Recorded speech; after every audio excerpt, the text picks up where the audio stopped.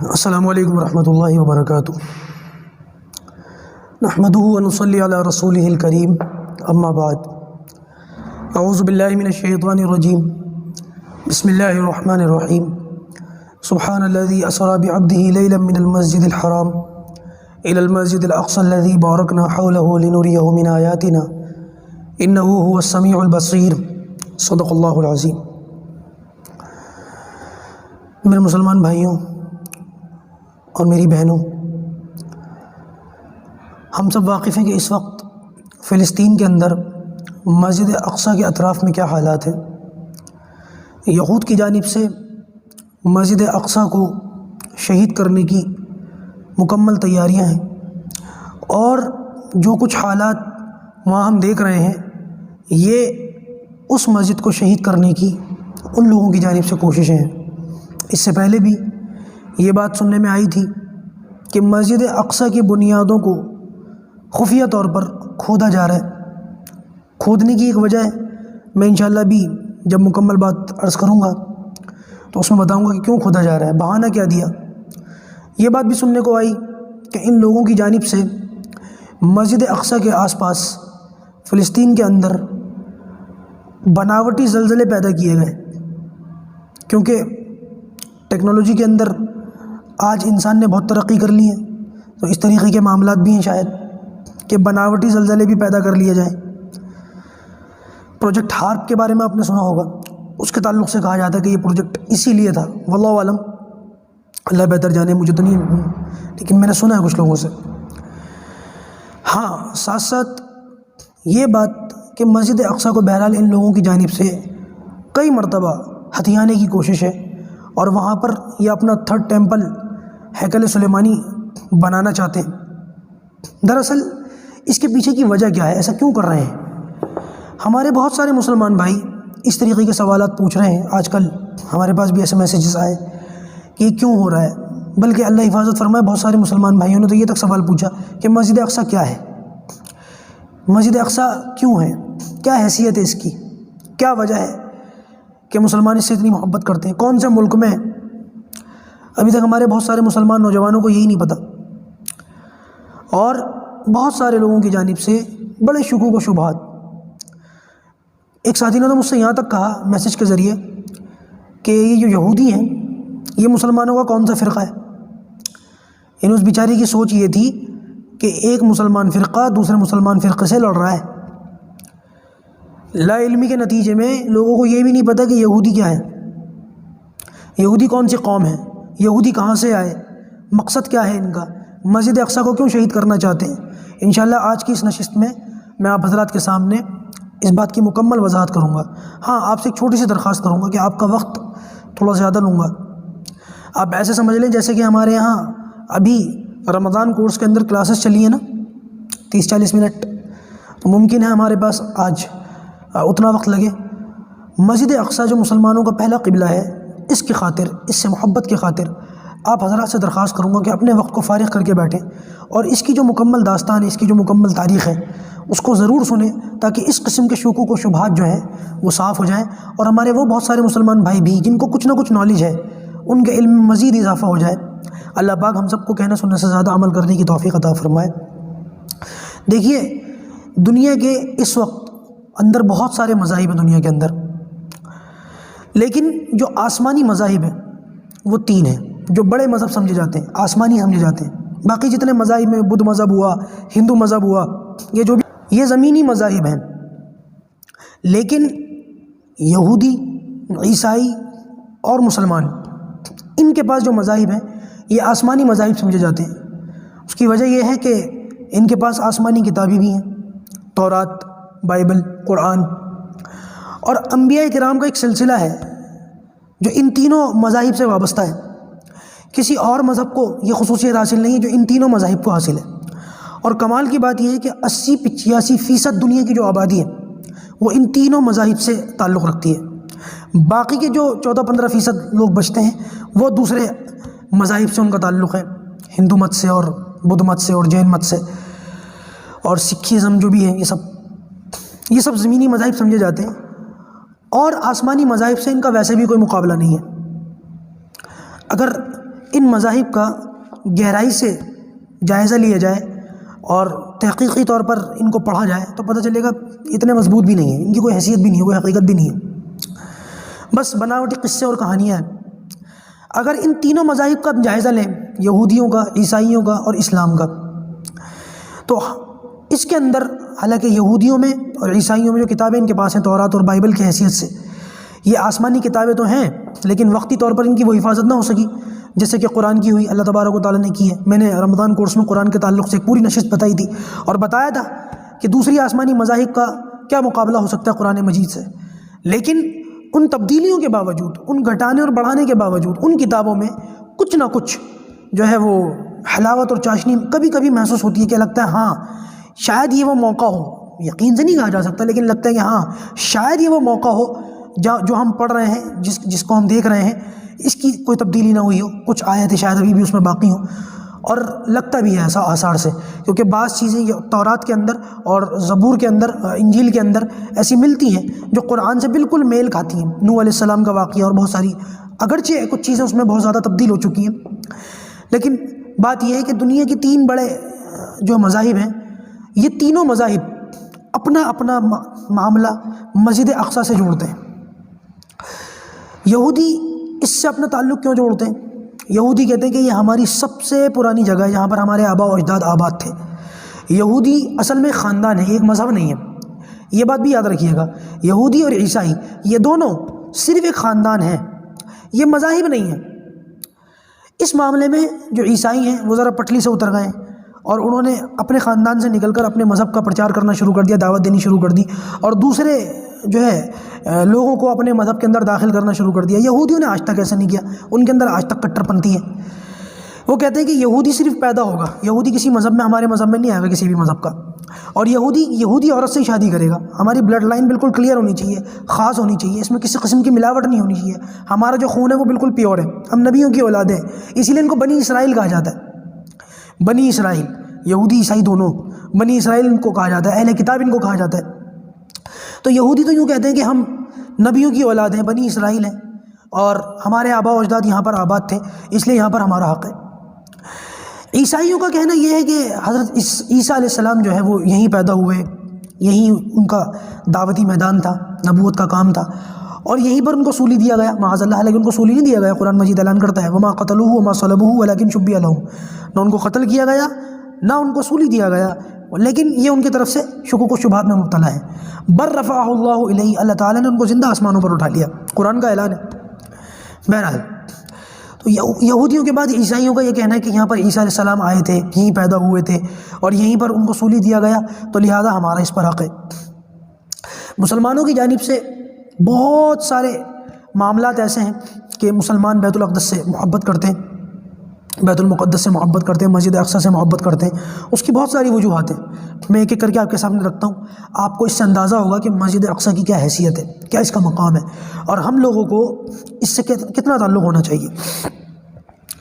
دیکھیے، سب سے پہلے تو یہ بات یاد رکھیے گا کہ یہ وہ مقام ہے، یہ وہ ارض مقدس ہے فلسطین، کہ میں سمجھتا ہوں کہ شاید اگر ہم تاریخ کا مطالعہ کریں تو پتہ یہ چلے گا کہ دنیا میں شاید سب سے زیادہ انبیاء کرام اسی سرزمین میں آئے ہیں۔ نبیوں کا جو آنا اور دعوتی میدان کا جو کام ہے، اور شروعات سے لے کے آخر تک عیسیٰ علیہ السلام تک، زیادہ تر انبیاء کرام کو ایسا لگتا ہے ہمیں پڑھ کر، تاریخ پڑھ کر، کہ زیادہ تر انبیاء کرام کو اللہ تبارک و تعالیٰ نے اس سرزمین میں بھیجا ہے، فلسطین میں۔ اور ظاہر سی بات ہے جب انبیاء ادھر آئے ہیں تو معجزات بھی سب سے زیادہ ادھر ہی رونما ہوئے ہیں، کیونکہ معجزوں کا معاملہ نبیوں کے ساتھ ہوتا تھا، انبیاء کرام کے اوپر معجزے جو ہے بعض اوقات انبیاء کرام اپنی اپنی امتوں کو معجزے دکھاتے تھے۔ تو یہ وہ سرزمین ہے جہاں پر سب سے زیادہ معجزے صادر ہوئے ہیں، اور یا سب سے زیادہ انبیاء کرام یہاں پر تشریف لائے ہیں۔ دوسری بات کہ حضرت ابراہیم علیہ السلام اور آپ کے بھتیجے حضرت لوط علیہ السلام، ان دونوں نبیوں کو اللہ تبارک و تعالیٰ نے اس جو ہے جگہ پر جانے کا حکم دیا۔ آپ کو وہ یاد ہوگا مشہور واقعہ، جب ابراہیم علیہ السلام کو آگ میں پھینکا گیا، اس کے بعد آپ اپنی قوم کو چھوڑ کر کے گئے، تو اپنے بیٹے اسماعیل اور بیوی ہاجرہ کو آپ نے مکہ چھوڑا جو اس وقت غیر آباد تھا، لیکن بیوی اور بیٹے کو چھوڑ کر وہاں رکے نہیں، آپ وہاں سے چلے گئے۔ کہاں گئے؟ یہیں آئے تھے، اسی فلسطین پر۔ اور لوط علیہ السلام کا جو معاملہ ہے وہ بھی جو ہے یہیں پر اپنی قوم کو دعوت دیتے تھے، ان کی قوم یہیں پر آباد تھی، اور ان کی قوم نے جب آپ کی بات نہ مانی، ان پر جو عذاب آیا قوم لوط پر، وہ اسی جگہ پر آیا۔ یہ وہ مقام ہے۔ اس کے علاوہ ایک بہت بڑے جلیل القدر پیغمبر حضرت داؤد علیہ السلام، وہ اس مقام پر ان کی نبوت کا معاملہ تھا، وہ یہیں پر نبوت کے ذمہ داریوں کو انجام دیتے تھے۔ ان کے بیٹے حضرت سلیمان علیہ السلام، اللہ تعالیٰ نے ان کو نبوت کے ساتھ ساتھ بڑی ہی زبردست بادشاہی دی، ہواؤں پر حکومت دی، جنات پر حکومت دی، جانوروں کی بولیاں سمجھنے کی طاقت دی، اور پوری دنیا پر جو ان کی حکومت تھی، ان کا جو تخت تھا وہ یہیں پر تھا، فلسطین میں، بیت المقدس کے پاس۔ تو یہاں پر ایک بہت لمبی چوڑی تاریخ ہے۔ بعض کتابوں کے سے مطالعے سے پتہ چلتا ہے، بعض کتابوں کے مطالعے سے، کہ پچھلے 4500 سال پرانی تاریخ ہے اس کی، 5000 سال پرانی تاریخ ہے فلسطین کی۔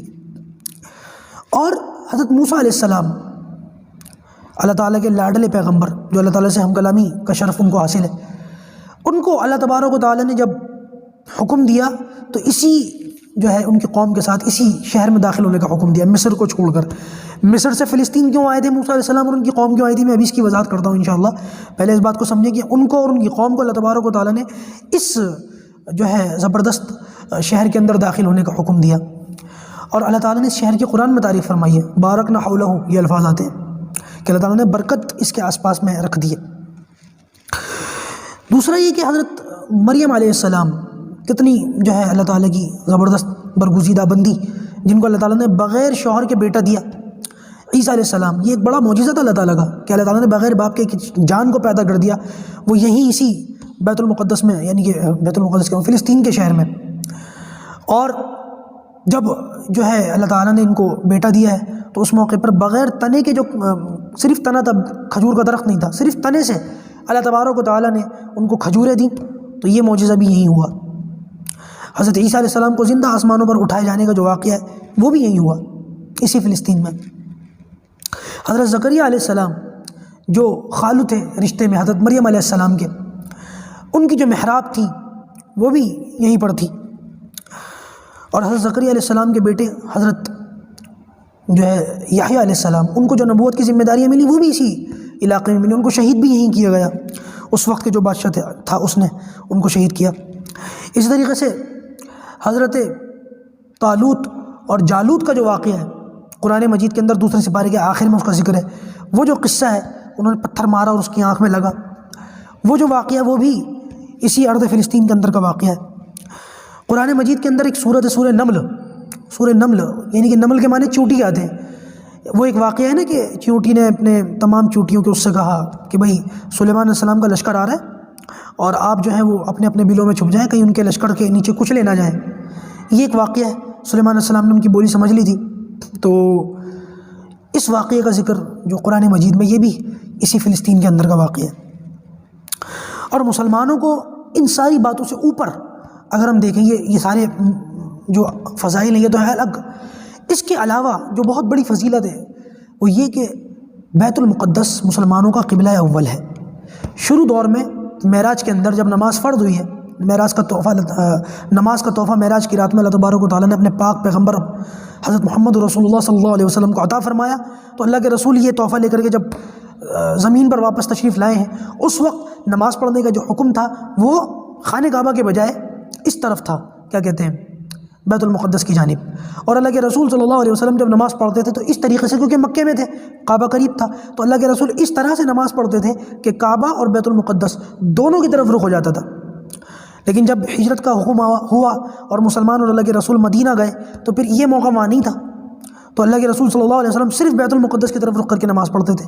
تمنا اللہ کے رسول کی یہ تھی، بار بار آسمان کی طرف دیکھتے تھے کہ بیت اللہ کی طرف واپس حکم ہو جائے، تو اللہ تعالیٰ نے پھر 17 مہینے کے بعد حکم دیا کہ واپس خانہ کعبہ کی طرف رخ کر لیجیے۔ لیکن ایک عرصے تک بیت المقدس مسلمانوں کا قبلہ رہا، اس طرف رخ کر کے لوگ نماز پڑھتے رہے۔ اس کی کیا حکمتیں تھی وہ انشاءاللہ پھر کبھی، لیکن بہرحال یہ ایک اس کو بڑی فضیلت حاصل ہے۔ دوسرا، جب معراج کی رات میں نبی کریم صلی اللہ علیہ وسلم تشریف لے گئے مسجد حرام سے مسجد اقصی تک، سبحان الذی اسری بعبدہ لیلا من المسجد الحرام الی المسجد الاقصی، مسجد حرام سے مسجد اقصی تک تشریف لے گئے، تو یہ وہ مسجد اقصی وہ مقام ہے جہاں پر اللہ تبارک و تعالیٰ نے آدم علیہ السلام سے لے کر عیسیٰ علیہ السلام تک تمام نبیوں کو اتار دیا، بھیج دیا، اور نبی کریم صلی اللہ علیہ وسلم نے اس مقام پر بیت المقدس میں کھڑے ہو کر تمام نبیوں کو نماز پڑھائی، امامت فرمائی اللہ کے رسول صلی اللہ علیہ وسلم نے۔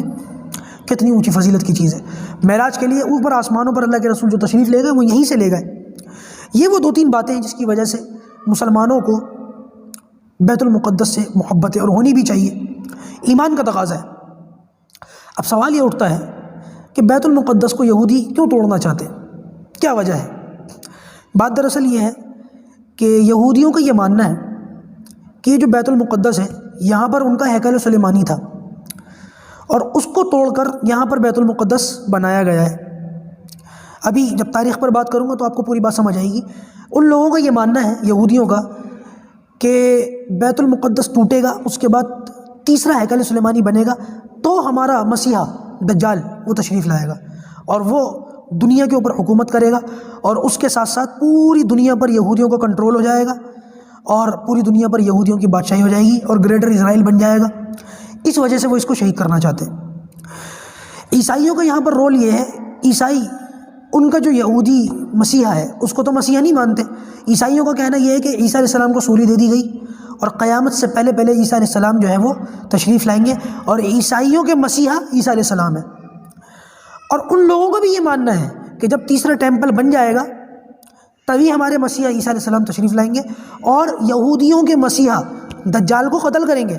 یہ ان لوگوں کا بھی ماننا ہے کہ دجال کو عیسیٰ علیہ السلام قتل کریں گے، لیکن عیسائی کہتے ہیں کہ ان کا دنیا میں تشریف لانا تبھی ہو پائے گا نشانیوں کی جو ہے نشانیوں کے معاملے سے، وہ بھی تشریف جب لائیں گے جب ان کا ہیکل بنے گا، تو لہٰذا ان کے تشریف لانے کے لیے ان کا ہیکل بننا ضروری ہے۔ تو افسوس کی بات یہ ہے کہ عیسائی بھی اس معاملے میں یہودیوں کے ساتھ ہے کہ ان کا ہیکل بن جائے تاکہ ہمارے مسیحا تشریف لائیں۔ مسلمانوں کا معاملہ یہ ہے کہ بیت المقدس بہت پرانی تاریخ رکھتا ہے، اور ان وجوہات کی بنا پر جو میں نے بتائی ہیں آپ کو، اس وجہ سے بیت المقدس کو کبھی بھی توڑا نہیں جا سکتا، کبھی بھی شہید نہیں کیا جا سکتا۔ لہٰذا مسلمان اپنے تن من دھن کی بازی لگا کر اس کی حفاظت کر رہا ہے۔ سلام ہے ان مسلمان لوگوں پر اور وہاں کے فلسطینی مسلمانوں پر جنہوں نے اپنا سب کچھ داؤ پر لگا دیا۔ کسی نے بیوی کھو دی، کسی نے اپنی ٹانگ کھو دی، کسی نے اپنے ہاتھ کھو دیے، کوئی اندھا ہو گیا، کوئی جان سے گیا، کوئی مال سے گیا، کوئی گھر سے گیا۔ بچے زیر علاج ہیں ہاسپٹل کے اندر تو اسپتال پہ ہی بم گرا دیا، وہیں مر گئے۔ ان لوگوں نے کمال کر دیا۔ ان لوگوں نے، ہمیں شرم آنی چاہیے ان لوگوں کو دیکھ کر کہ اللہ تبارک و تعالیٰ نے کیسا جذبہ، کیسا ایمان اور کیسی ان کو جرت سے نوازا ہے۔ پروردگار ہمیں بھی اس کا کچھ نہ کچھ حصہ نصیب فرمائے۔ تو بات دراصل یہ ہے کہ یہ جو بیت المقدس ہے یہ وہ مقام ہے جہاں پر قیامت کے دن آخرت میں تمام لوگوں کو اللہ تعالیٰ جمع فرمائیں گے۔ میدان محشر بھی یہی ہوگا۔ بہت سارے لوگ عرفات کو کہتے ہیں لیکن وہ درست نہیں ہے۔ صحیح بات یہ ہے کہ یہ جو فلسطین ہے یہیں پر حشر کا میدان برپا ہوگا، اور سارے ایمان والوں کو، سارے ایمان کیا بلکہ غیر ایمان والوں کو، سارے انسانیت کو اللہ تبارک و تعالیٰ یہاں پر جمع فرمائیں گے۔ اس کی بہت بڑی فضیلت ہے۔ بعض روایتوں کے اندر آتا ہے کہ بیت المقدس کے اندر ایک نماز پڑھنا بعض روایتوں کے مطابق 50,000 نماز پڑھنے کے برابر ہے۔ جتنا مسجد نبوی کے اندر ثواب اتنا اس کے اندر بھی ثواب۔ بعض روایتوں میں 500 نمازوں کے برابر آتا ہے۔ بہرحال خانہ کعبہ کے بعد بیت المقدس کی بڑی عظمت ہے۔ ایک صحابی نے پوچھا اللہ کے رسول سے سب سے پہلی مسجد کون سی بنائی گئی؟ فرمایا کہ بیت الحرام۔ اس کے بعد فرمایا کہ مسجد اقصیٰ کا دونوں کے درمیان کتنا فاصلہ ہے؟ 40 سال کا۔ اللہ کے رسول صلی اللہ علیہ وسلم نے ارشاد فرمایا، بخاری کی روایت ہے۔ حضرت عمر رضی اللہ تعالیٰ عنہ وہ شخصیت ہیں جنہوں نے اس کو جو ہے فتح کیا تھا، اور باقاعدہ ان کو دیکھ کر اپنی کتابوں میں نشانیاں پڑھ کر عیسائیوں نے حضرت عیسیٰ علیہ السلام کو چابیاں دے دی، ایسے ہی بغیر لڑے، بغیر کسی جنگ کے۔ اور بعد میں پھر ہماری نااہلیوں کی وجہ سے بیت المقدس مسلمانوں کے ہاتھوں سے نکلا، تو پھر سلطان صلاح الدین ایوبی نے اس کو دوبارہ فتح کیا۔ ایک جنگ ہوئی اور اس جنگ کے نتیجے میں مسلمانوں کو زبردست کامیابی ہوئی، فتح ہوئی، اور پھر دوبارہ بیت المقدس مسلمانوں کے ہاتھ میں آ گیا، اور آج تک یہ مسلمانوں کے ہاتھ میں۔ دیکھیے یہ جو میں نے بتایا نا کہ یہودی اور عیسائی اپنے اپنے مسیحا کا انتظار کر رہے ہیں، اور بیت المقدس سے ان کی ایک تاریخ وابستہ ہے۔ اب تھوڑی سی جو اس کی تاریخ کو سن لیجئے اور بات کو پورا سمجھ لیجئے۔ آدم علیہ السلام سے لے کر نبوت کا جو سلسلہ ہے وہ شروع ہوتا ہے آدم علیہ السلام سے۔ آدم علیہ السلام ہے، پھر شیس علیہ السلام ہے، پھر ادریس علیہ السلام ہے، پھر نوح علیہ السلام ہے، اور بھی بہت سارے انبیاء کرام ہیں قابل ذکر، لیکن میں سب کو تو نہیں کہہ سکتا، اتنا موقع نہیں ہے۔ یہ سلسلہ چلتے چلتے ابراہیم علیہ السلام تک پہنچا، آدم علیہ السلام سے ابراہیم علیہ السلام تک۔ علماء نے لکھا کہ پھر ابراہیم علیہ السلام کے بعد جتنے انبیاء کرام آئے ہیں اس دنیا میں، وہ ابراہیم علیہ السلام کی اولاد میں سے آئے ہیں، اور ابراہیم علیہ السلام کے دو بیٹے تھے، پہلے بیٹے حضرت اسماعیل علیہ السلام اور دوسرے بیٹے حضرت اسحاق علیہ السلام، یہ دونوں بیٹے تھے، بڑے بیٹے اسماعیل علیہ السلام اور چھوٹے بیٹے اسحاق علیہ السلام۔ ان دونوں کو اللہ تعالیٰ نے نبوت سے نوازا، اور پھر یہاں سے اسماعیل علیہ السلام کا خاندان الگ ہو جاتا ہے اور اسحاق علیہ السلام کا خاندان جو ہے وہ الگ ہو جاتا ہے۔ اسماعیل علیہ السلام، چونکہ میں نے بتایا نا اللہ کے رسول جو ہے حضرت ابراہیم علیہ السلام کو اللہ تعالیٰ نے حکم دیا تھا مکہ میں چھوڑ دو، تو آپ اپنی ماں حضرت حاجرہ کے ساتھ مکے میں تھے، اور وہاں کچھ قبیلے آس پاس زمزم کی وجہ سے پھر آباد ہوئے، غالباً قبیلہ بنو جرہم، غالباً وہاں حضرت اسماعیل کا نکاح ہوا، اور اسماعیل علیہ السلام کی اولاد میں صرف ایک نبی آئے، صرف ایک نبی، اور وہ کون ہے؟ خاتم النبیین والمرسلین حضرت محمد رسول اللہ صلی اللہ علیہ وسلم۔ اسماعیل علیہ السلام کی اولاد میں اللہ کے رسول کے علاوہ کوئی اور پیغمبر نہیں آئے۔ ہاں، ابراہیم علیہ السلام کے دوسرے بیٹے اسحاق علیہ السلام کی اولاد میں سے پھر بہت سارے انبیاء کرام تشریف لائے ہیں، حضرت یوسف ہیں، بنیامین ہیں، موسیٰ ہیں، اور ہارون ہیں، داؤد ہیں، زکریا ہیں، ایوب ہیں، یحییٰ ہے، سلیمان ہے، یوشع ہے، شعیہ ہیں، عیسیٰ ہیں علیہم السلام۔ ان تمام انبیاء کرام کا جو سلسلہ چلتا ہے پھر وہ ابراہیم علیہ السلام کے دوسرے بیٹے اسحاق علیہ السلام سے چلتا ہے، اور یہ جو بنی اسرائیل یہود اور نصارہ ہیں یہ انہی کی اولاد میں سے ہیں۔ حضرت ابراہیم کے بیٹے اسحاق علیہ السلام کے بیٹے تھے حضرت یعقوب علیہ السلام۔ یعقوب علیہ السلام حضرت ابراہیم کے پوتے۔ یعقوب علیہ السلام بڑے جلیل القدر پیغمبر تھے، اور ان کا معاملہ یہ تھا کہ ان کو اللہ کا بندہ کہا جاتا تھا۔ اس دور میں عبرانی زبان کے اندر اللہ کا بندہ، اس کے لیے عبرانی زبان کے اندر جو لفظ استعمال ہوتا تھا اس کو اسرائیل کہا جاتا تھا۔ اسرا اور ایل، اسرا یعنی کہ بندہ اور ایل یعنی اللہ کا، اسرائیل اللہ کا بندہ۔ تو اسرائیل کا مطلب یہ تھا کہ یہ ان کا لقب تھا یعقوب علیہ السلام کا، ایسی بندگی کرتے تھے، ایسی عبادت کرتے تھے کہ ان کو یعقوب کوئی نہیں کہتا تھا، ان کے لقب سے ان کو، جیسے کہ پرانے زمانے میں ہوتا تھا، آج بھی عربوں کے اندر رواج ہے کہ نام سے زیادہ لقب سے پکارا جاتا ہے بندے کو، تو ان کو اسرائیل کہا جاتا تھا۔ حضرت یعقوب علیہ السلام جن کو اسرائیل کہا جاتا تھا، ان کے 12 بیٹے تھے، جن میں سے 2 چھوٹے بیٹے اللہ تعالیٰ نے ان کو نبوت سے نوازا، حضرت بنیامین علیہ السلام، حضرت یوسف علیہ السلام۔ اور یوسف علیہ السلام کا پورا قصہ 12ویں سپارے کے اندر موجود ہے کہ کس طریقے سے ان کے بھائیوں نے ان کے ساتھ زیادتی کی، ان کو کنویں میں ڈال دیا، اور پھر وہ اس طریقے سے مصر پہنچے۔ آپ کو یاد ہوگا، آپ نے سنا ہوگا علماء کے بیانوں میں، کتابوں میں پڑھا ہوگا کہ حضرت یعقوب علیہ السلام روتے تھے اپنے بیٹے کی یاد میں، ان کے 10 بڑے بھائیوں نے زیادتی کی اور حسد تھا ان کو، اور ان 10 بھائیوں میں تو کسی کو نبوت نہیں ملی۔ علماء کا اکثر کا خیال یہی ہے کہ ان کے اعمال ایسے تھے جن کو پڑھ کر لگتا ہے کہ ہاں نبیوں کے اعمال ایسے نہیں ہو سکتے، تو لہٰذا ان کے 2 چھوٹے بیٹوں کے بارے میں تو یقینی طور پر کہا جاتا ہے کہ وہ نبی تھے، لیکن 10 بیٹوں کے بارے میں کہا جاتا ہے کہ وہ نبی نہیں تھے، نبوت کا معاملہ ان کے ساتھ نہیں تھا۔ اور یہ جو یعقوب علیہ السلام کے 12 بیٹے ہیں نا، 10 بڑے اور 2 چھوٹے، انہی سے پھر آگے یہودیوں کی نسل چلتی ہے۔ بعض روایتوں کے اندر آتا ہے یعقوب علیہ السلام کا جو سب سے بڑا بیٹا تھا اس کا نام تھا یہودا، اس سے یہ چلا ہے سلسلہ۔ بہرحال جب یوسف علیہ السلام کو ان کے بھائیوں نے کنویں میں ڈالا اور وہ پھر مصر پہنچے، اللہ تعالیٰ نے وہ زلیخا والا معاملہ ہوا، جیل میں ڈالے گئے، جیل سے نکلے تو اللہ تبارک و تعالیٰ نے علی خزائن الارض، زمین کے خزانوں پر بادشاہت دے دی، اور ان کے بھائیوں سے پھر وہ ٹریڈ چلی ہے، تجارت ہوئی ہے۔ وہ واقعہ لمبا ہے، میں نہیں جاؤں گا اس میں، آپ قرآن کا ترجمہ پڑھ لیجئے، سورہ یوسف کی تفسیر پڑھ لیجئے، اللہ نے اگر موقع دیا تو پھر انشاءاللہ تفسیر کی کلاس میں ہم اس کے اوپر بھی بات کریں گے کہ کیسے وہ معاملہ چلا۔ بہرحال ایک موقع ایسا آیا کہ یوسف علیہ السلام نے نقاب ہٹایا، کیونکہ خوبصورت بہت تھے، نقاب ہٹایا تو بھائیوں نے پہچان لیا یوسف علیہ السلام کو، تو آپ نے اپنے بھائیوں کو اور اپنے باپ حضرت یعقوب علیہ السلام کو یہ کہا کہ آپ فلسطین کو چھوڑیں، کیونکہ یعقوب علیہ السلام اور ان کے سب بیٹے یہ فلسطین ہی میں تھے، یوسف علیہ السلام بھی فلسطین ہی میں تھے کنویں میں ڈالے جانے سے پہلے۔ انہوں نے یہ پھر کہا کہ میں یہاں پر اللہ تعالیٰ نے مجھے نبوت کے ساتھ ساتھ بادشاہی ذمہ داریاں بھی دی ہیں، کیوں نہ آپ ہمارے ساتھ آ کر کے ہمارے ساتھ مصر کے اندر رہیں۔ تو یعقوب علیہ السلام اور ان کے بیٹوں نے فلسطین چھوڑ دیا، مصر آ کر حضرت یوسف علیہ السلام کے ساتھ آباد ہو گئے۔ یہیں پر پھر وہ مصر کا ان کا بنی اسرائیل کا جو سلسلہ ہے چلا، ان کی نسل پھلی پھولی، اور یوسف علیہ السلام کے انتقال کے بعد پھر وہاں پر فرعون کا دور آ گیا، اور فرعون نے ان کے اوپر بہت ظلم اور زیادتی کی اور ان کے بچوں کو قتل کیا۔ وہ آپ کو معلوم ہے نا موسیٰ علیہ السلام کے انتظار میں۔ بہرحال اللہ تبارک و تعالیٰ نے پھر ایک دور ایسا دکھایا ان یہودیوں کو کہ فرعون نے ان کے اوپر ظلم اور زیادتی کی انتہا کر دی، عورتوں کو قیدی بنا لیا گیا، باندی بنا لیا گیا، بچوں کو قتل کر دیا گیا، صرف ایک موسیٰ علیہ السلام کے خوف کی وجہ سے۔ کیونکہ ظلم اور زیادتی کرتا تھا.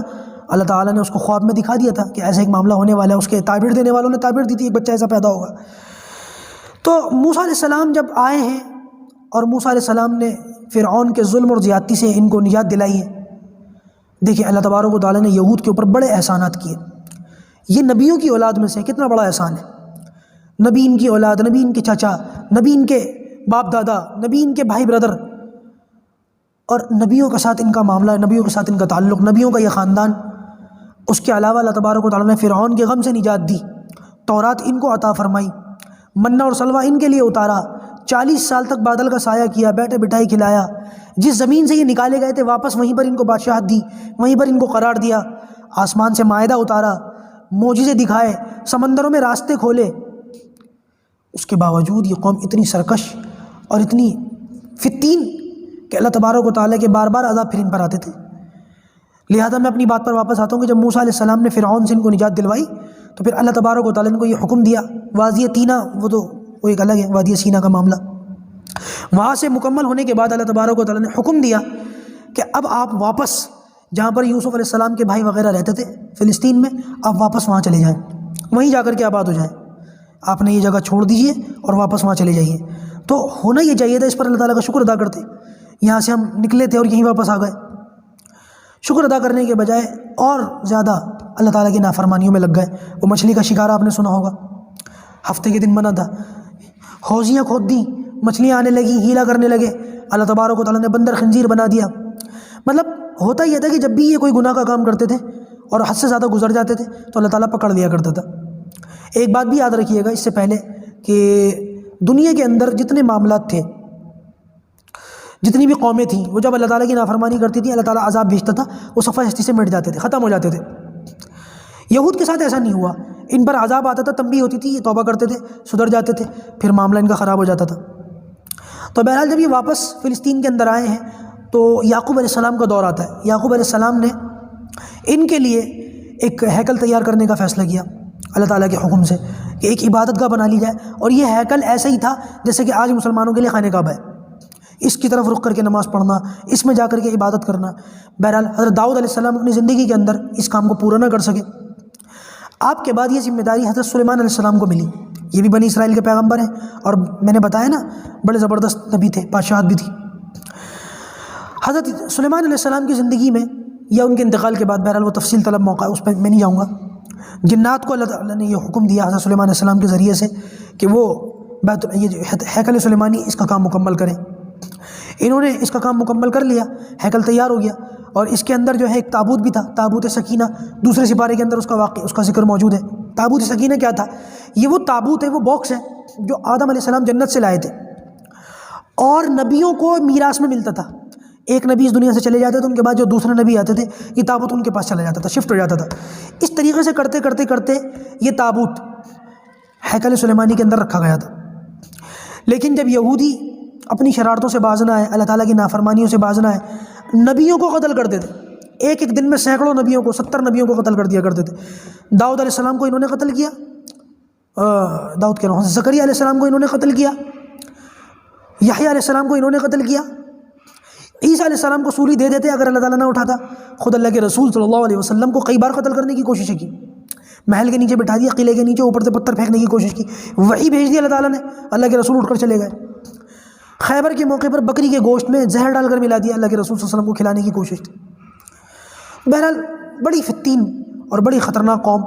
جب ان کی اس معاملات سے اللہ تبارک و تعالیٰ نے دیکھ لی یہ باز نہیں آئیں گے، اور بجائے اس کے کہ اس بات سے ڈرتے کہ اللہ تعالیٰ نے ہمیں اتنی بڑی ذمہ داری دی ہے ہیکل سلیمان کی نگہبانی، اور اس کے ڈرنے کے بجائے لوگوں پر رعب جھاڑنے لگے، لوگوں کو اپنے سے، دوسری قوموں کو اپنے سے بدتر اور کم ترین سمجھنے لگے. اللہ تبارک و تعالیٰ نے عذاب یہ بھیجا کہ ایک بادشاہ بخت نصر کر کے اس کو ان کے اوپر جو ہے مسلط کر دیا. اس نے ان کی اینٹ سے اینٹ بجا دی، شہر کو تہس نہس کر دیا، اور وہ جو تابوت سکینہ تھا وہ بھی اٹھا کر کے لے گیا. اس پر یہ بہت روتے پیٹتے تھے. بلکہ 2 لاکھ سے زیادہ غالباً یہودیوں کو اس نے قتل بھی کیا، اور 2 لاکھ سے زیادہ یہودیوں کو اس نے غلام بھی بنایا. بخت نصر نے قہر بن کے ٹوٹا ان کے اوپر، فلسطین کے اوپر. ہیکل کو بھی توڑ دیا، بڑی بے حرمتی کی. بہرحال بعد میں اس کے اوپر بھی عذاب آیا، وہ ایک الگ سی چیز ہے. لیکن سائرس دا گریٹ، یعنی کہ علماء نے سائرس دا گریٹ فرمایا کہ ذوالقرنین قرآن میں جن کا ذکر ہے، قالوا یا ذا القرنین ان یاجوج اور ماجوج کے لیے جو انہوں نے دیوار بنائی تھی ذوالقرنین، مغربی مورخین نے، مغربی تاریخ دانوں نے ان کو سائرس لکھا ہے۔ انہیں جب ان کے اوپر ترس آیا تو انہوں نے واپس ان کو فلسطین آنے کا جو ہے، ان کو آباد کرنے کا جو ہے کہا کہ تم واپس جا کر کے آباد ہو جاؤ، اور یہ بھی کہا کہ اپنا ہیکل سلیمانی اس کو دوبارہ تعمیر کرو، اور اس میں ہر طرح کی مدد کے لیے ہم تمہارے ساتھ تیار ہیں، مالی تعاون بھی، جانی تعاون بھی۔ تو اس وقت ان لوگوں نے دوبارہ ہیکل کو تیار کیا، لیکن پھر وہی والی بات، کیونکہ یہ لوگ اپنے ساتھ شرارتی اور اللہ تعالیٰ کی نافرمانی ان کی فطرت میں، ان کی گھٹی کے اندر ہے۔ جب موسیٰ علیہ السلام نے ان کو تورات دی نا، تب بھی اس موقع پر بجائے اللہ تعالیٰ کا شکر ادا کرنے کے بچڑا بنا کے اس کی پوجا کرنے لگے۔ یہ تو ان کی حالت۔ بہرحال اللہ تبارک و تعالیٰ نے جب ان کا یہ معاملہ دیکھا کہ دوبارہ ہیکل سلیمانی بنانے کے بعد پھر دوبارہ اللہ تعالیٰ کی نافرمانی کر رہے ہیں، دوبارہ اس میں تابوت سکینہ رکھ دیا، سارے معاملات ہو گئے۔ پھر اللہ تبارک و تعالیٰ نے ان کی نافرمانیوں کو دیکھتے ہوئے دوبارہ ایک دوسرے بادشاہ کو ان کے اوپر مسلط کر دیا، اور اس شخص نے پھر، جو ٹائٹس نام کا بادشاہ تھا، رومی بادشاہ، نہ یہ یہودی تھا نہ عیسائی تھا، اس کا کسی مذہب سے کوئی تعلق نہیں تھا، اس نے تو بہت بری حالت کر دی۔ مسجد جو ہیکل سلیمانی تھی اس کو بھی مکمل طور سے زمیں بوس کر دیا، اینٹ سے اینٹ بجا دی، شہر میں آگ لگا دی، یہودیوں کو قتل کر دیا، یہاں تک کہ یہودی اس مرتبہ بالکل ہی ختم ہو گئے، اور کچھ یہودی جو بچے تھے وہ دنیا میں ادھر ادھر چلے گئے۔ اور اس بار وہ تابوت سکینہ کو بھی اٹھا کر کے ایسا لے کر کے گئے کہ دوبارہ آج تک تابوت سکینہ ملا ہی نہیں، کہاں ہے آج تک نہیں پتہ کہاں ہے۔ یہی وجہ ہے کہ یہودی کہتے ہیں کہ بیت المقدس کے نیچے اس کی بنیادوں میں تابوت سکینہ ہے، اس لیے ہم وہ کھدائی کر کے نکالنا چاہتے ہیں، حالانکہ ملا کچھ نہیں ان کو آج تک، لیکن کھدائیاں کرتے ہیں بیت المقدس کی عمارتوں کو بنیادوں کو کمزور کرنے کے لیے۔ بہانہ یہ ہے کہ ہم جو ہے وہ تابوت سکینہ ڈھونڈ رہے ہیں، حالانکہ ملا نہیں آج تک، ملے گا بھی نہیں ان کو، ان کی نافرمانیوں کی وجہ سے۔ بہرحال جب یہ اس طریقے سے وہاں سے نکال دیے گئے اور دنیا میں در در کی ٹھوکریں کھانے لگے، کچھ قرار ملا تھا ان کو جرمن کے اندر، تو یہ جرمن کے اندر ہٹلر نے پھر ان کے ساتھ کیا کیا، ان کی انہی مکاریوں کی وجہ سے، یہ بات یاد رکھیے گا، ان کی گناہ گاری کی وجہ سے، ان کی نافرمانی کی وجہ سے اللہ تبارک و تعالیٰ نے یہودیوں کو باقی تو رکھا ہے، قیامت کے قریب ایک مقصد کے لیے باقی رکھا ہے کہ دجال ان میں سے آئے گا، اور مسلمان نافرمانوں کو ان یہودیوں کے ہاتھوں سے اللہ تعالیٰ جوتا کھلوائیں گے، کیونکہ مسلمان قوم بھی اسی روش پر چل پڑی جس روش پر کچھ سال پہلے یہ یہودی چلتے تھے۔ تو اللہ تبارک و تعالیٰ نے یہی کا یہی معاملہ جب ہمارے ساتھ دیکھا تو یہودیوں کو اس لیے باقی رکھا کہ ہماری بدعمالیوں کی وجہ سے ان مکار یہودیوں سے اللہ تعالیٰ ہمیں سزا دلوائے، اور یہ ہوگا قیامت کے قریب، ایسا ہوگا۔ تو بہرحال عرض یہ کر رہا تھا کہ جب ان کو تھوڑا سا قرار ملا اور ان کی نافرمانیاں اور ان کے حد سے زیادہ گزر جانے کی وجہ سے اللہ تبارک و تعالیٰ ان کو ذلیل اور رسوا کر رکھا ہے، تو قیامت کے تو جرمن کے اندر یہودی کے اوپر، یہودی قوم کے اوپر ہٹلر کو اللہ تعالیٰ نے مسلط کر دیا۔ جیسے بخت نصر اپنے وقت میں مسلط ہوا، جیسے ٹائٹس اپنے وقت میں مسلط ہوا، ویسے پھر ہٹلر ان کے اپنے اوپر اپنے وقت میں مسلط ہوا۔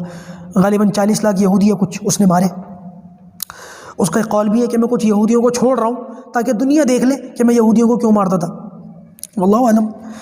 بہرحال 1917 کے اندر جو اس وقت برٹش حکومت تھی، ان لوگوں نے، پہلی جنگ عظیم چل رہی تھی، ان یہودیوں نے وہاں پر ہولوکاسٹ کا حوالہ دیا کہ ہمارے ساتھ تو یہ ہوا، ہم بڑے مظلوم ہیں، ہمارا اپنا کوئی ٹھکانہ نہیں ہے، آج یہاں کل وہاں، در در کی ٹھوکریں کھاتے رہتے ہیں، روئے پیٹے، مکاریاں دکھائیں خوب، اور اپنے لیے جو برٹش اس وقت کی حکومت تھی ان سے یہ قانون پاس کروا لیا کہ ہاں ان کے لیے ایک الگ سے ریاست ہونی بہت ضروری ہے۔ 1917 میں یہ قانون پاس ہوا۔ 1948 میں باقاعدہ فلسطین کی چھاتی میں کیل کی طرح ٹھوکا گیا، اسرائیل کے نام سے ملک بنایا گیا، یہودیوں کو وہاں لے جا کر کے آباد کر دیا گیا، اور فلسطینیوں سے ان کی زمین چھینی گئی، یہودیوں کو دیا گیا، اور ترک یہ دیا گیا کہ ان کے آباء و اجداد فلسطین میں آباد تھے، جیسے کہ میں نے بھی پوری ہسٹری بتائی آپ کو، تو لہٰذا ان کو یہاں پر آباد ہونے دینا چاہیے۔ اس کا مطلب یہ مسلمانوں کے آباء و اجداد اسپین میں آباد تھے تو مسلمانوں کو اسپین ملنا چاہیے۔ دنیا کے بیوقوف ترین لوگ، حالانکہ بیوقوف نہیں ہیں، مکار ہیں، بیوقوف نہیں ہیں، تو جن لوگوں کو تم نے ان کی زمین دی یہ کہہ کر ان کے آباء و اجداد آباد تھے تو ہمیں ہماری زمین دے دو بھائی، لیکن یہ ایسا کبھی نہیں کریں گے۔ بہرحال وہ دن ہے اور آج کا دن ہے، اسرائیل بڑھتا چلا گیا، فلسطین سکڑتا چلا گیا، اور مسجد اقصیٰ کو یہ شہید اس لیے کرنا چاہتے، جیسے کہ میں نے بتایا ان کا نظریہ یہ ہے، ان کا مسیحا آئے گا ہی تب جب مسجد اقصیٰ شہید ہو جائے گی، اور ان لوگوں کا یہ نظریہ ہے۔ دیکھیے ویسے اس بات کو یہ ثابت نہیں کر سکتے کہ ہیکل سلیمانی عین وہیں تھا، جہاں پر بیت المقدس ہے آج، لیکن ضد ہے، ہٹ درمی ہے۔ دو باتیں جس کی وجہ سے یہ بیت المقدس کو شہید کرنا چاہتے ہیں۔ نمبر ایک تو ان کے اندر ہٹ درمی ہے۔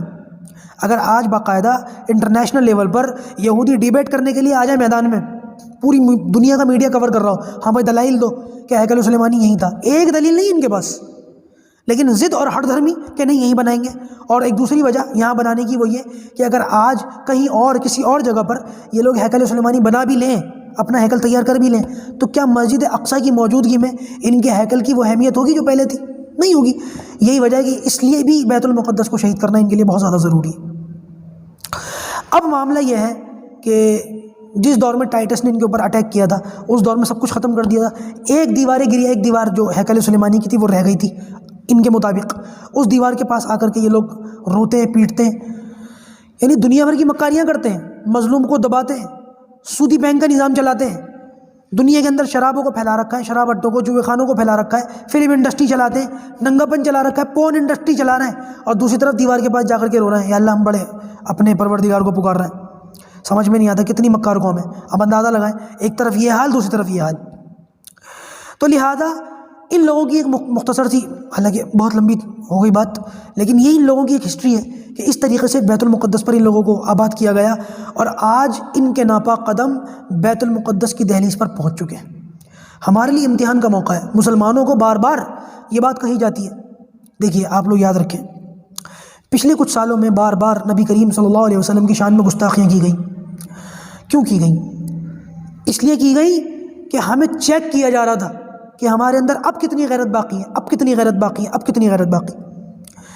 دنیا کے کئی علاقوں میں آپ سے ناحق مسجدوں کو چھینا گیا، آیا صوفیہ مثال ہے، ایودھیا کے اندر بابری مسجد کی مثال ہے، اور بھی ایسی بہت ساری مثالیں ہیں، قابل ذکر یہ دو تھیں میں نے بتا دیا۔ بار بار چیک کیا گیا، ان کی مسجد چھین لو، اب دیکھو کتنی غیرت باقی ہے۔ تمام ثبوت مسجد کے حق میں ہیں، اس کے باوجود مسجد کا فیصلہ نہیں ہوگا، وہاں پر بت پرستی کی جائے گی۔ اب دیکھتے ہیں ان کے اندر کتنی غیرت باقی ہے، اس پر ان کو غصہ آتا ہے یا نہیں؟ ہمیں غصہ نہیں آتا۔ آج اللہ کے رسول صلی اللہ علیہ وسلم کی شان میں گستاخیاں کرنے والے کھلے عام گھومتے ہیں، قانون کا پاس کرتے ہیں، حالانکہ قانون بس کیا بولوں میں، زبان سے کچھ نکلے گا تو پھر جو ہے وہ قانون کو بنانے والے ہی اس کی دھجیاں اڑا رہے ہیں۔ جب اس طریقے کے معاملات ہوں گے، گستاخیاں کرنے والے کھلے عام گھومیں گے، مساجدوں کو چھینا جائے گا، اور اس پر مسلمان ان کی ماتھے پر بل نہیں پڑیں گے، ان کی تیوڑی پر بل نہیں آئیں گے، ان کو یہی فکر ہوگی ہم کھا لیں کما لیں اپنے بچوں کو دے جائیں، تو اس کا مطلب یہ ہے مسلمانوں کے اندر سے روحانیت نکل چکی ہے۔ اور آج یہ وہ دور ہے کہ جب یہودیوں کو یقین ہو چکا ہے کہ ہاں اب یہ وہ وقت ہے کہ مسلمانوں کو کچھ بھی کر لو۔ دیکھ لو عرب کا حال، وہ تو جا چکے ان کے پاس، ان کا تو کچھ نہیں کہا جا سکتا۔ اللہ کے رسول نے فرمایا تھا نا ویل للعرب، انہی باتوں کی وجہ سے فرمایا تھا۔ آج اپنے ذاتی مفاد کی وجہ سے، اپنی سیاسی فائدوں کی وجہ سے وہ اسرائیل کے خلاف بولتے ہی نہیں، کیا کھل کر کیا چھپ کر بولتے ہی نہیں ہیں، بلکہ اگر کوئی ان کے وہاں پر عرب کے اندر کوئی مسجد کا امام، حرم کے امام جو ہے وہ اسرائیل کے خلاف بول دیں یا حکومت کے خلاف بول دیں، 1 منٹ میں اٹھا کر کے ان کو جو ہے جیل میں ڈال دیا جاتا ہے، پھانسی پہ لٹکا دیا جاتا ہے، ان کو گردن کاٹ دی جاتی ہے۔ کیوں ہوتا ہے ایسا؟ صرف اپنے سیاسی مفاد کی وجہ سے۔ اور ایک وجہ یہ بھی ہے کہ یہ لوگ مسجد اقصیٰ کو شہید کر کے وہاں ہیکل سلیمانی بنا کر اس کو پوری دنیا کا جو ہے اپنا دارالخلافت بنائیں گے، اور وہاں پر بیٹھ کر دجال جو ہے پوری دنیا کا نظام چلائے گا، ان کا مسیحا، اس کا یہ انتظار کر رہے ہیں۔ یہ ساری ادھیڑ بن اسی لیے ہو رہی ہے۔ میں ایک چھوٹی سی بات سناؤں آپ کو، بھی بات ختم کروں۔ آج دیکھیے اللہ تعالیٰ کا فیصلہ یہ، میں اس میں یہ بھی بتا دوں اللہ تعالیٰ کا فیصلہ کیا ہے۔ اللہ تعالیٰ کا فیصلہ یہ کہ یہ ہیکل تیار نہیں کر پائیں گے انشاءاللہ، کبھی یہ کر ہی نہیں پائیں گے کبھی۔